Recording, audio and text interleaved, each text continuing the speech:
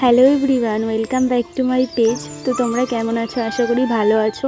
তো এই ভিডিওটা দেখে তোমরা বুঝতেই পারছো এটা হচ্ছে শিবরাত্রির দিন। আমি আর বোন গেছিলাম শিবের মাথায় জল ঢালতে।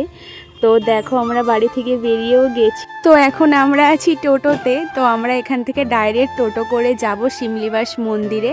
আর দেখো চলেও এসেছি, এখন যাচ্ছি বাঁশের ব্রিজের কাছে। ওই সাইডেও একটা ব্রিজ আছে, সেটা ঘুরতে ঘুরতে অনেক টাইম লেগে যাবে, তাই জন্য আমরা শর্টকাট দিয়ে আসলাম। আর এই যে দেখো মন্দিরের সামনেও চলে এসেছি। আর তোমাদের কি বলবো, কি পরিমাণে যে ভিড় হয়েছিল।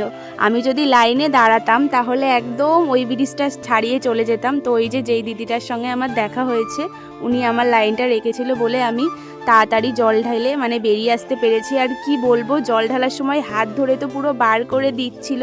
তোমরা যারা যারা শিমলিবাসে বাবার মাথায় জল ঢালতে এসছো তারাই জানো যে কি বাজে ব্যবহারটা করছিল আর কি পরিমাণে ভিড় দেখো। আর সব শেষে আমি একটা আইসক্রিম খেয়ে বাড়ি চলে আসলাম।